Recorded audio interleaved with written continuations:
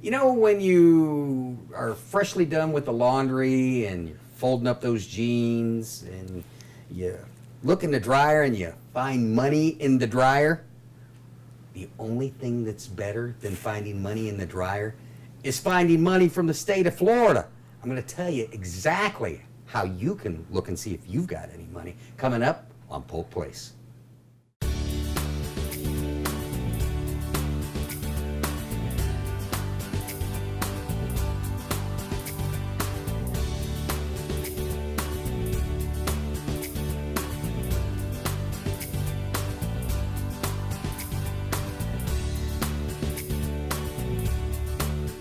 Welcome to Polk Place. I'm your host, Brian Lacey, and joining me in studio, first timer on Polk Place. His name is James Jacobs. James is the Southwest Florida Regional Manager for the Department of Financial Services, the state of Florida. First trip into Polk County.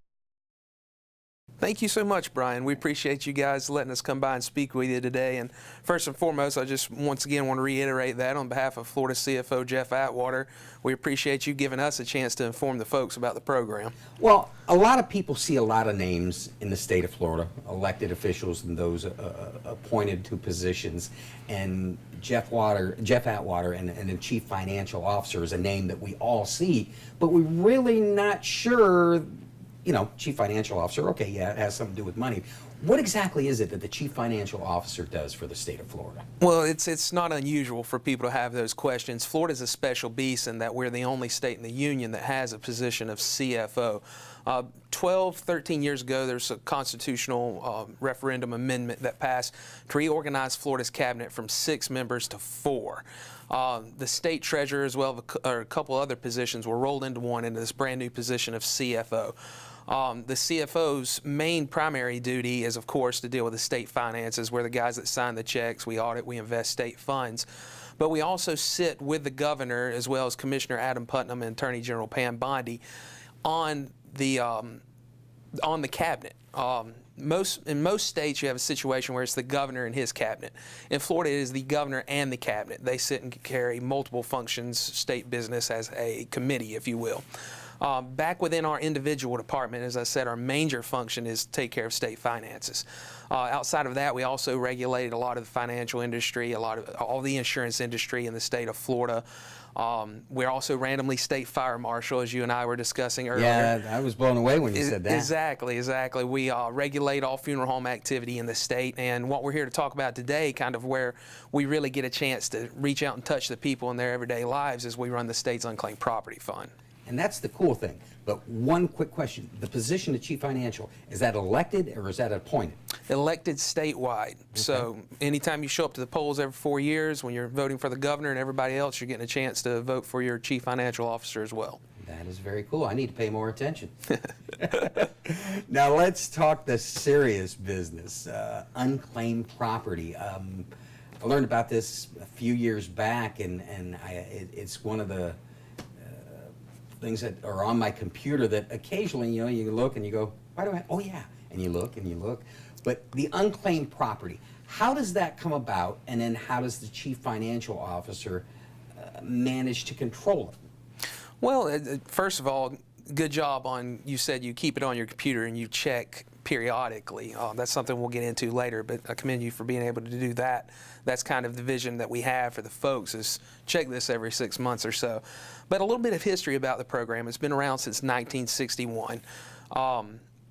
Over that time, the state has given back somewhere around $1 billion. Now, this CFO alone, Jeff Atwater, has made it a huge initiative in his administration. In the last 6.5, almost 7 years, he's given back almost 50% of that. I think the actual percentage right now stands at 48% of that $1 billion that's been given back.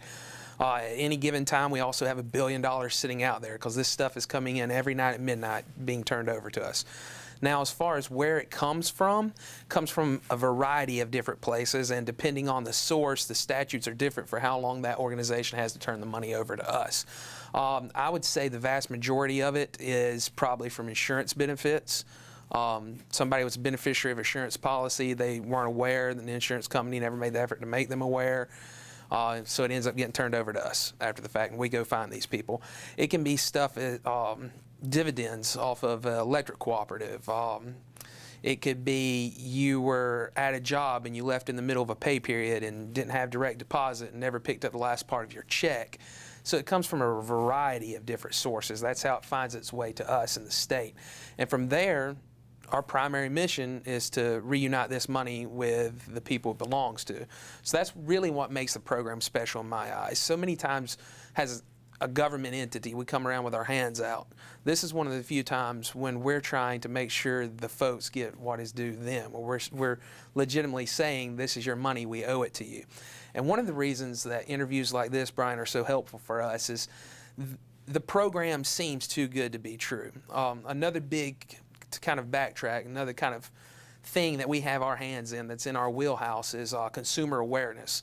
We do a lot of stuff, have a lot of programs built in-house that helps teach constituents in the state of Florida how to be aware of scams, how to be aware Don't of trust fraud. that guy coming in the door saying. Exactly. You know, Well, every time I get that email from the Nigerian prince, yes, I want to show up to work and say, I'm out, I'm done. Don't trust the prince. Don't trust the prince.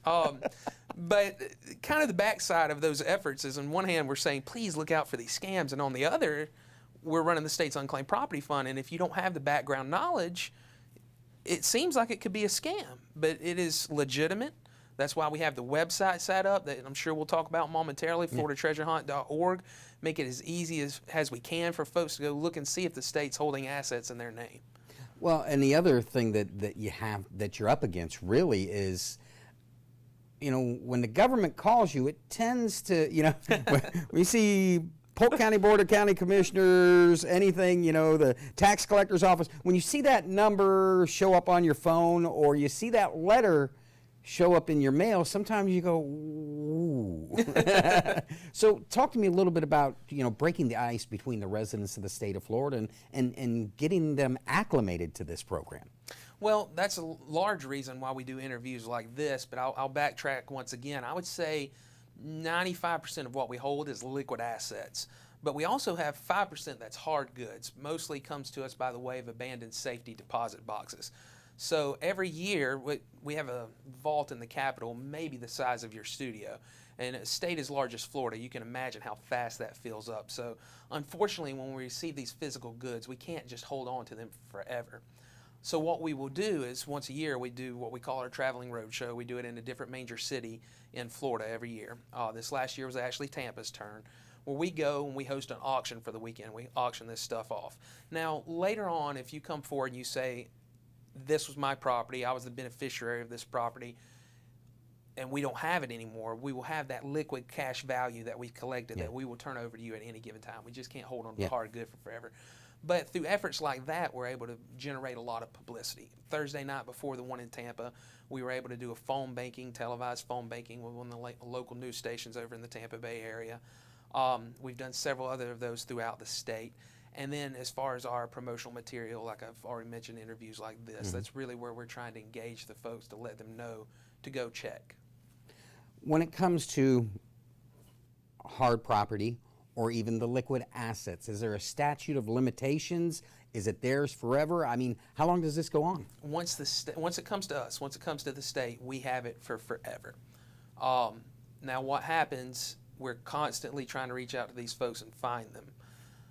But say that we're not successful in those efforts and the individual passes away, well then it is claimable by their beneficiaries, by their, hopefully they had a will established to take care of some of the legal processes, but their next of kin, whoever their property would go to after that fact, and it is claimable from now until whenever we find somebody to finally show up and claim it, who has a legal claim to it. So as this program first started off, really it was kind of a word of mouth thing, and as the program has evolved, you've got the internet and of course, you know, social media. Talk to me a little bit about how that works out for you, especially the internet. Oh, it's been an extremely powerful tool, and I mentioned earlier FloridaTreasureHunt.org, FLTreasureHunt.org. That is the website, and you notice when you log in how user-friendly it is. And we also plug that website through all of our social media presence, which is FLDFS on Facebook and at FLDFS on Twitter. But we use that, we use our websites to kind of plug that website, the specific website. But you go in and you populate your name. If you have a very common name like myself, James Jacobs, it turns out there's, I think, about 1 million of us that live in Florida, it feels like. Because every time I search my own name, it's 1 million James Jacobs. You're like Homer Simpson. Woohoo! Exactly. So you can always do the advanced search, which will ask for your middle name, ask for some more details, and that'll help narrow that result field. But it comes up with every account that we have in that individual's name. And on the left, there will be a blue account number, which is also a hyperlink. You click on it, and that starts you through the claim process, prompts you screen by screen what to do. Very user-friendly. You get to the end of the process, assuming that it is you and you've made a legitimate claim. Oftentimes, it's as simple as clicking submit. That night, the system generates a check. It's in the mail. It's to you by 2 weeks. Now, if you aren't the individual whose name is on the account, if you're that individual's beneficiary, you're who this stuff is supposed to go to once they've passed on, depending on if there was a will and a variety of other things, we could ask for supplemental information, which is easy as collect, scan, and fax to us. And as soon as we get it and verify, we'll issue the check then. But I would say 6 to 7 times out of the process, it's as easy as at the end of the claims, or click submit, and then the check is in the mail. As we were talking in the pre-interview, at the end of the day, it's free money. But sometimes when people see it and they think, ooh, this is going to be huge, talk a little bit about what the reality is, and then talk a little bit about, the time or two that it actually does make a difference. Well, I always like to tell people the reason we go through these efforts is because of those life-changing stories. Now, for the vast majority of us, you probably won't find anything. I indicated that it was good that you check every 6 months. I originally couldn't find anything in my name. Still haven't, but I checked 3 weeks ago now and found something in my grandmother's name. And I'm her beneficiary, so something was out there. And I say that because I mentioned earlier that every night at midnight the system gets new stuff in, regenerates stuff. So just because you don't have anything today doesn't mean you'll never have anything. But I also like to warn people when I help them search for this stuff that vast majority of us, nothing's going to be out there. For vast majority of folks who is something out there, let's say it's earned interest off some account somewhere, it's $2, not worth the stamp it costs to send off for it. But the reason we still stress, please go look, is because for some folks it really is life-changing amounts of money. And I have several anecdotes I can share, but I'll share a couple of the most powerful with you. I lost my father at a young age, so I understand what that's like, and understand watching my mom go into a situation where she had to live paycheck to paycheck. I can recall a story of this CFO going to do a check delivery to a young mother who just lost her husband, 2 small children. I think she had lost him 8 months before. He showed up with a check for $8,000 off of a life insurance policy she didn't know about. In that circumstance, in her life at that time, that was a life-changing amount of money. Or the CFO and I went together to do a check delivery down in South Florida to a teacher who was retiring in a couple of weeks off her mother's life insurance policy. She was a beneficiary. The lady had been owed the money for 28 years, if I remember correctly, $5,000. Nice little chunk of change for her to start her retirement with. Or one of the most powerful stories I think I can recall, which was long before my time with DFS, the division director of the Unclaimed Property Fund, Mr. Walter Graham, extremely successful professional in what he does. He's one of the reasons this program has been so successful. Walter actually was dealing with a gentleman down in South Florida. Make a long story short, he's an older gentleman, World War II veteran, who had some of those reactions that you and I discussed earlier. He saw something from the government, decided to ignore it, was ignoring our phone calls. So Walter gets in his truck from Tallahassee and drives down to South Florida. Gets there this several years back, as I said, the man's in his early 90s. Turned out his home had some hurricane damage, missing part of his roof, no AC, middle of July. The gentleman's just struggling to get by. Walter tells him, "Sir, I'm not leaving till you sign this piece of paper. Let's get this roof and this AC fixed." It was $1 million. So for some folks, it's life-changing amounts of money. That's why we urge folks to, please, about once every 6 months, just take a couple seconds, pop your name in, see if you can find anything.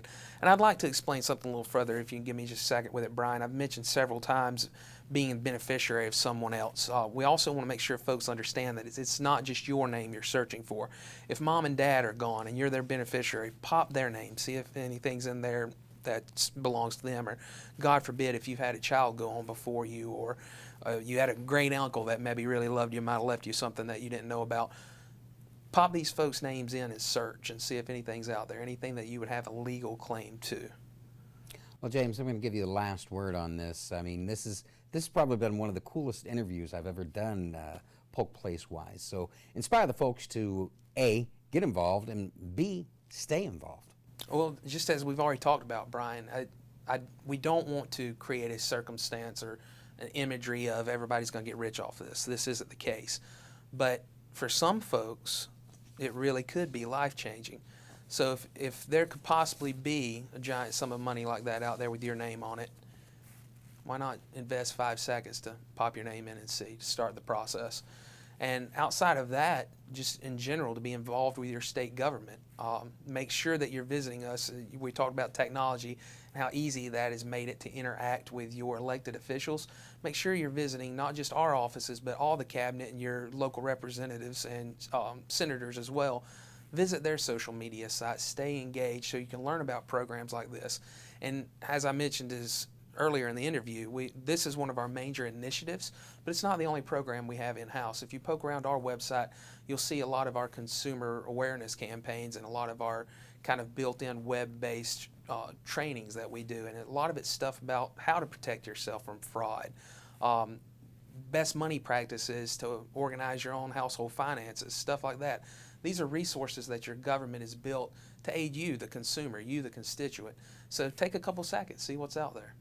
Well, James, thank you very much for probably one of the most informative interviews I've ever done here on Polk Place. And anytime that you guys have anything to promote, man, the door's always open for you. Thanks for coming in today. We really do appreciate it. Once again, on behalf of CFO Jeff Atwater, thank you. And keep in mind, the Chief Financial Officer of the state of Florida has over $1 billion, that's with a B, $1 billion unclaimed, mostly from dormant accounts in financial institutions, insurance and utility companies, securities, and trust holdings. In addition to the money and securities, unclaimed property includes tangible properties such as watches, jewelry, coins, currency, stamps, historical items, and other miscellaneous articles from abandoned safe deposit boxes. Unclaimed money is deposited into the state school fund where it is used for public education. There is, however, no statute of limitations, and the citizens have the right to claim their property at any time at no cost. If you need more information, go online at fltreasurehunt.org, or you can give them a call at 888-258-2253.